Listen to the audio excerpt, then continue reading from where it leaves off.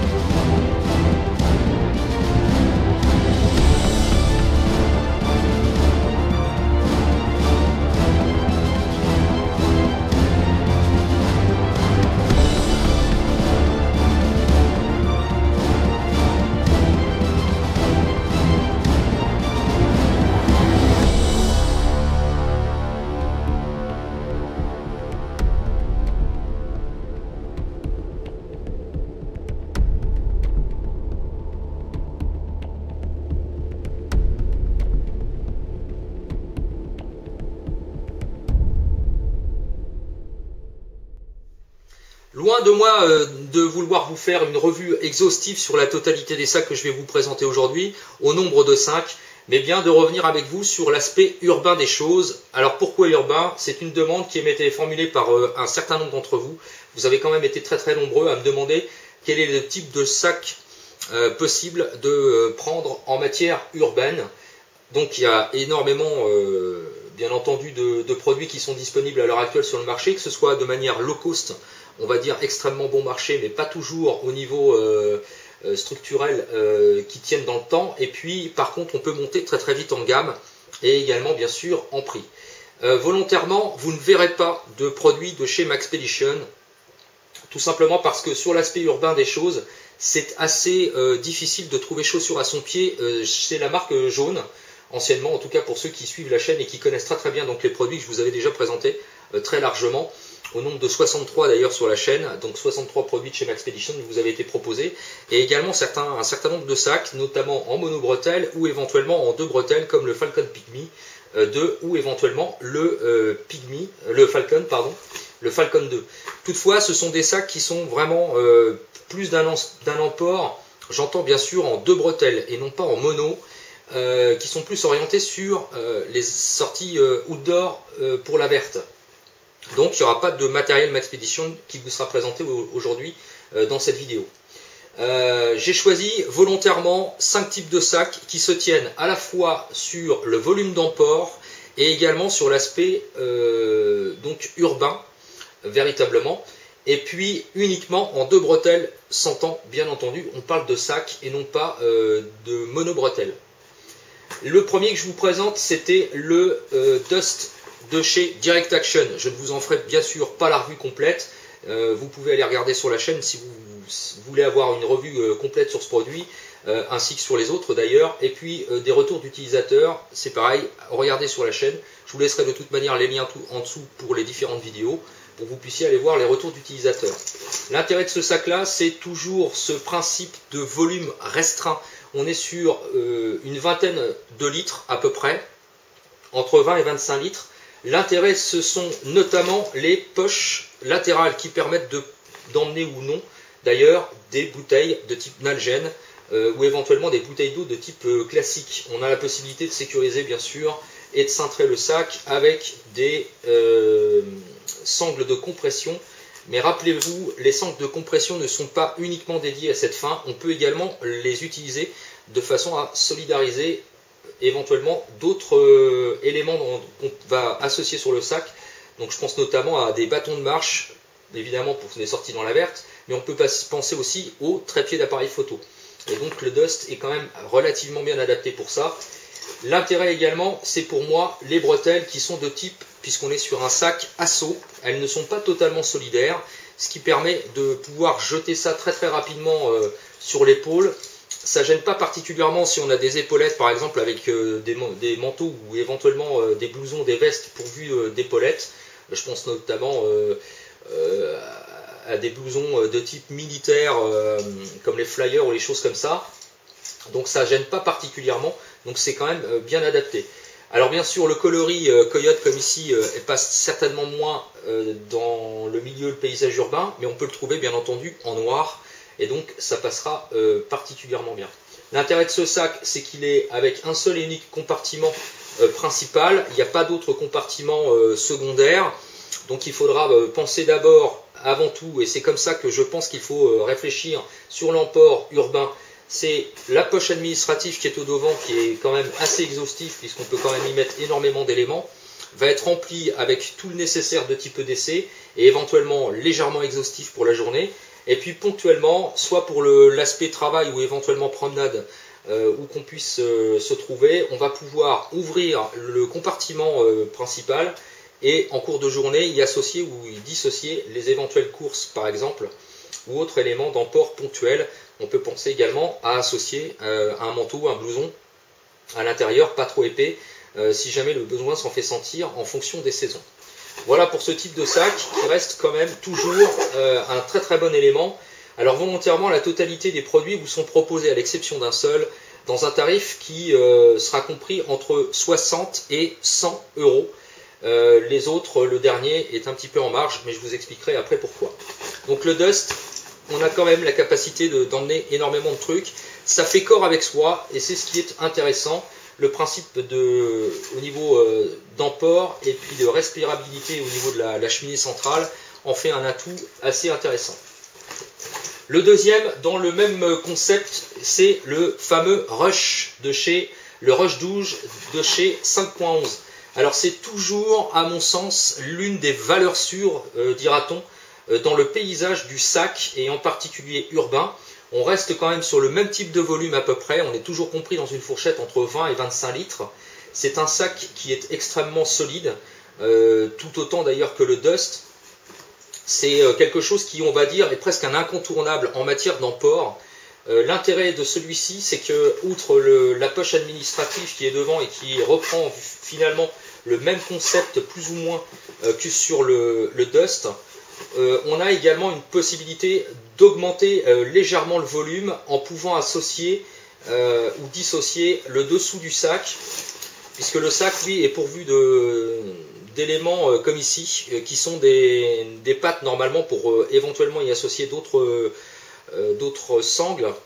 Volontairement, je vous l'ai mis avec ceci. Donc ça, ce sont des web dominators. Pourquoi sur le sac urbain de mettre des web dominators? Tout simplement parce que si on en a besoin, on peut retirer les attaches des web dominators et ouvrir le fond du sac, ce qui va permettre d'avoir un volume d'emport beaucoup plus important. Et à contrario, si on ne s'en sert pas, il suffit de remettre les élastiques ici dans le passant supérieur et verrouiller ici avec le web dominator, ce qui permet de solidariser le fond du sac véritablement et le rendre donc beaucoup plus fin sous le dessous, ce qui veut dire que si on n'emporte que le nécessaire, le minimum dans la poche administrative sur le même principe que le Dust, on va avoir le DC à l'intérieur de cette poche et le reste du compartiment principal totalement libre, ce qui va permettre de rester à faire corps avec soi avec un volume réduit, et puis en cours de journée, si on a besoin, il suffit d'ouvrir le sac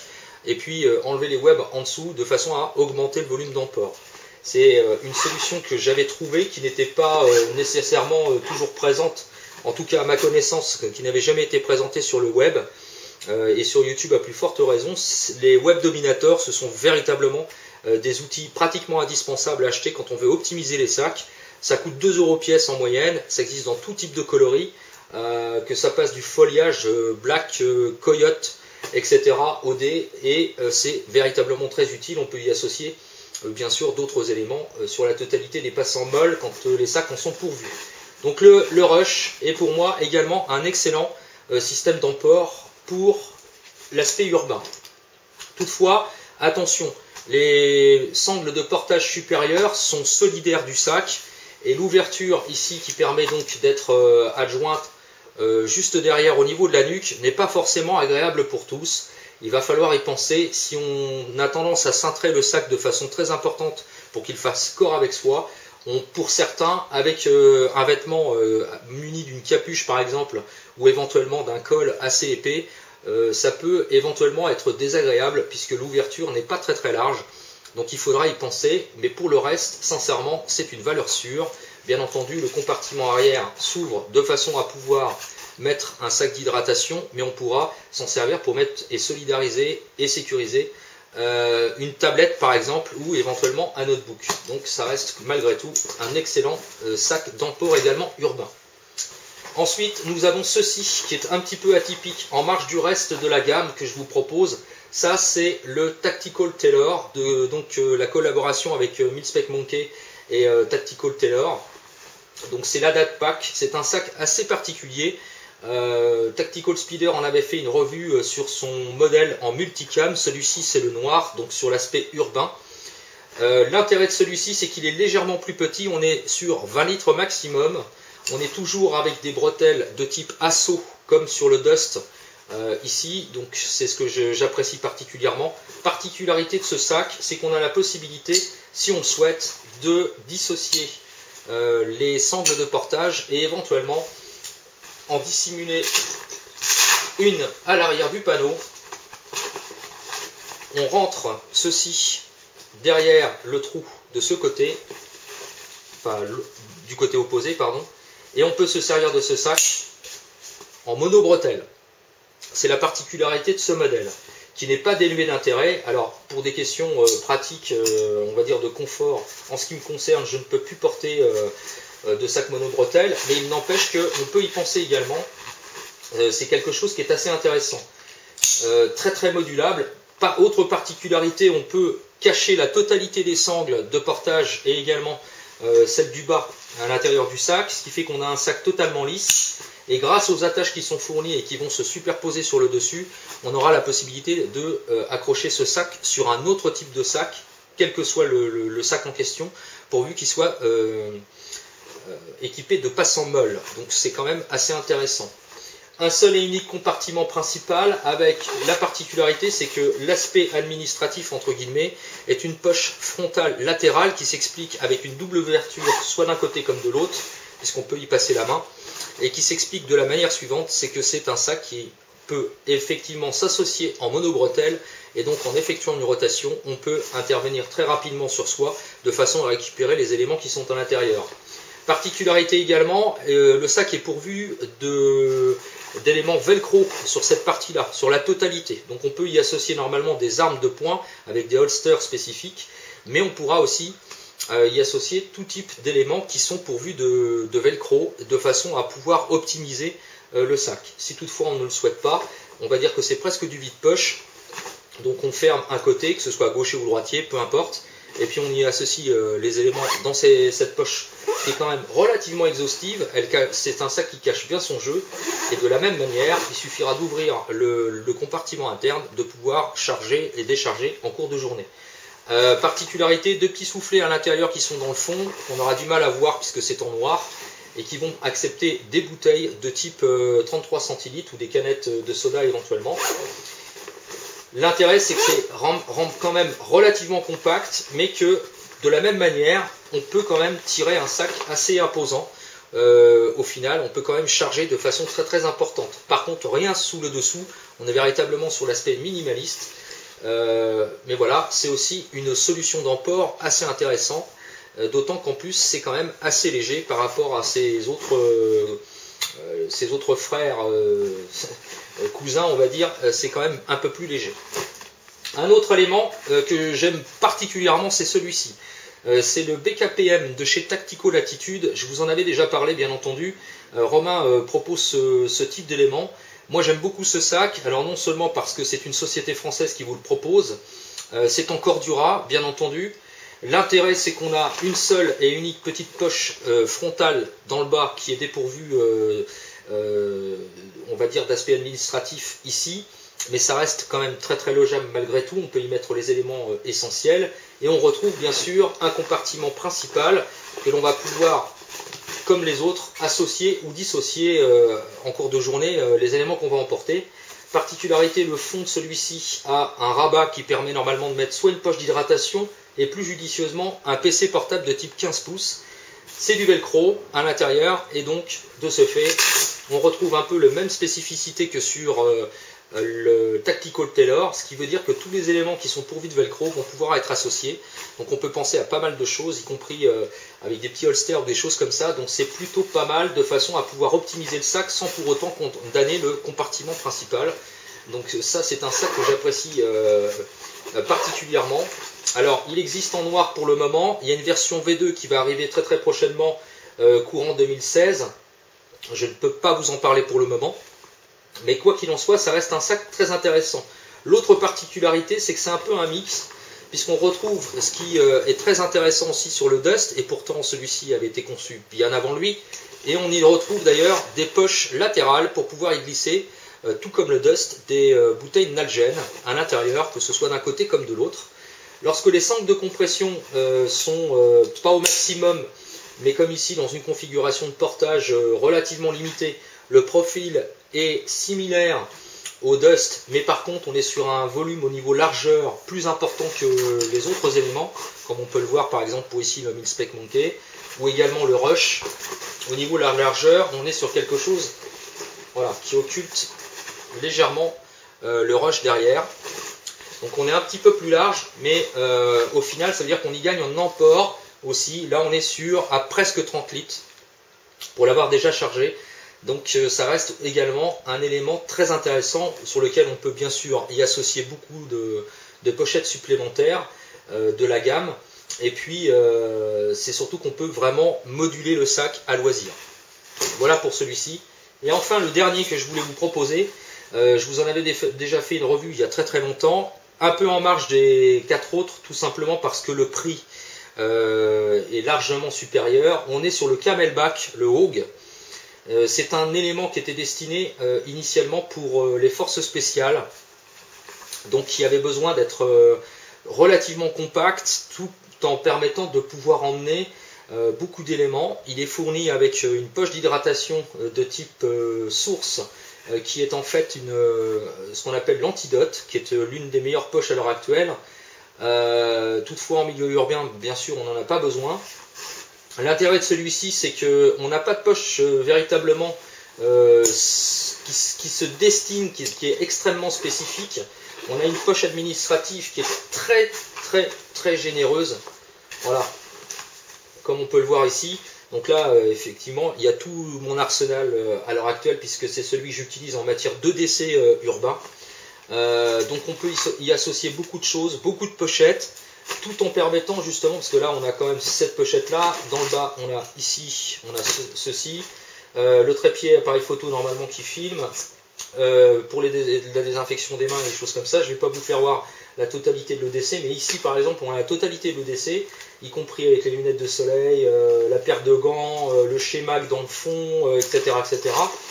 Bref, il y a quand même beaucoup d'éléments à l'intérieur de ce sac. Bien sûr, on y placera les papiers d'identité avec le portefeuille et tout ce qui s'ensuit. Et ce qui veut dire qu'une fois que c'est fermé, on se dit que ça prend beaucoup de place. Et en fait, quand on le referme et qu'on verrouille avec les sangles de compression qui sont juste réglées de façon à pouvoir y mettre la main et récupérer les éléments, on se retrouve avec quelque chose qui n'est pas excessivement large, très épais. Et ce qui veut dire que on a le compartiment principal qui est ici et qui est lui totalement libre. Voilà, ce qui veut dire qu'en cours de journée, on va pouvoir associer et dissocier comme les autres, mais de façon plus importante encore, parce que je ne peux pas rentrer tout ce qu'il y a dans ce sac nécessairement dans les poches administratives des autres sacs qui sont proposés. Même principe qu'avec le Rush, dans le bas, avec les Web Dominator, ici en noir.